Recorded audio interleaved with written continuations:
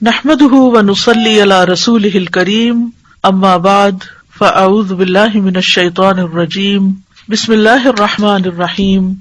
ابو ہریرہ رضی اللہ عنہ نبی کریم صلی اللہ علیہ وسلم سے روایت کرتے ہیں، آپ صلی اللہ علیہ وسلم نے فرمایا، اللہ نے کوئی ایسی بیماری نہیں اتاری جس کی دوا نہ اتاری ہو۔ ما انزل اللہ داء، یعنی اللہ نے جو بھی کوئی بیماری پیدا کی ہے اس کے لیے شفا کا سبب بھی پیدا کیا ہے۔ یعنی رسول اللہ صلی اللہ علیہ وسلم نے فرمایا، کلونجی کے دانوں میں موت کے علاوہ ہر بیماری کے لیے شفا ہے۔ اگر کلونجی کے تیل پر شرعی دم کر کے مریض کے متاثرہ حصوں پر وہ تیل لگایا جائے اور کلونجی کے دانے جو ہیں وہ کھلائے جائیں تو حدیث میں کیا آتا ہے کہ موت کے علاوہ ہر بیماری کا علاج ہے۔ تو اس لیے ہر گھر میں کلونجی کے دانے بھی ہونے چاہیے اور اس کا تیل بھی ہونا چاہیے۔ اور اس میں یہ ہے کہ اگر جیسے آج کل کورونا کی بیماری ہے تو اس میں دو کام کیے جا سکتے ہیں۔ ایک تو یہ کہ کلونجی کے بیج زبردست جراثیم کش ہیں، ان کی دھونی دینی چاہیے، یعنی گھر کو ڈس انفیکٹنٹ کرنے کے لیے جیسے بخور جلاتے ہیں تو اسی طرح کوئلے کے اوپر تھوڑے سے دانے ڈال کے ان کا دھواں جب نکلنے لگے تو اس کو گھر میں گھما دینا چاہیے۔ اس کے بارے میں یہ بھی کہا گیا ہے کہ یہ شیاطین کو بھگانے کا ذریعہ بھی ہے، یہ دھواں شیطانوں کو بہت تکلیف دیتا ہے تو وہ نکل جاتے ہیں، اور اگر ریپیٹڈلی ہوگا تو گھر سے جراثیم وغیرہ بھی نکلیں گے اور شیاطین بھی نکلیں گے اور انشاءاللہ باذن اللہ شفا ہوگی۔ دوسرا یہ ہے کہ لنگز کی بیماریوں میں اس کی بھاپ جو ہے وہ بہت فائدہ دینے والی چیز ہے۔ اسی طرح سر درد میں ناک کے اندر اس کے قطرے چند ڈالے جائیں دونوں طرف تو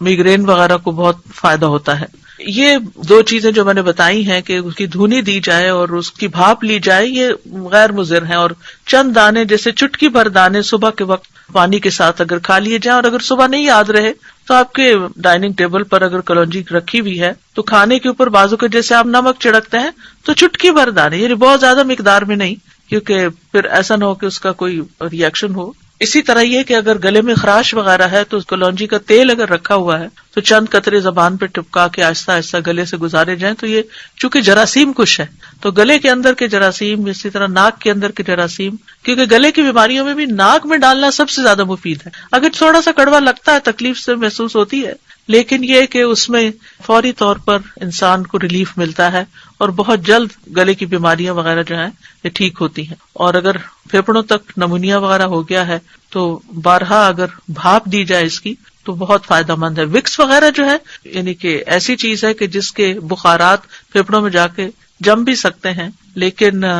کلونجی جو ہے وہ مضر نہیں ہے۔ پھر اسی طرح یہ ہے کہ شہد فائدہ مند ہے۔ قرآن مجید میں آتا ہے، یخرج من بطونها شراب مختلف الوانه فیہ شفاء للناس، اس مکھی میں سے رنگ برنگ کا شربت نکلتا ہے جس میں لوگوں کے لیے شفا ہے، یعنی شہد جو ہے وہ فائدے کی چیز ہے۔ شہد اگر آپ مہینے میں کم از کم 3 دن خالی پیٹ اس کا چمچ لے لیں صبح یا ایک گھونٹ بھر لیں تو یہ پریونٹیو کیور بھی ہے، یعنی بہت سی بیماریاں لگنے سے انسان محفوظ رہتا ہے۔ اور اسی طرح نبی صلی اللہ علیہ وسلم پانی میں شہد ملا کر پیا کرتے تھے، ایک بہترین ڈرنک بن جاتا ہے، لیکن بہت ابلتے پانی میں اس کی پراپرٹیز ضائع ہو جاتی ہیں، اس لیے گرم پانی کی بجائے اگر ٹھنڈے پانی میں استعمال کیا جائے تو بہتر ہے۔ اور خصوصاً اگر موسم ٹھنڈا نہ ہو تو پھر روم ٹیمپریچر پر جو پانی ہے اسی کے اندر شہد ملا کر پینا زیادہ فائدہ مند ہے۔ پھر آب زمزم، رسول اللہ صلی اللہ علیہ وسلم نے فرمایا، زمزم کا پانی اس مقصد کے لیے ہے جس کے لیے وہ پیا جائے۔ اگر آپ شفا کی نیت سے پیئیں گے تو شفا ہے،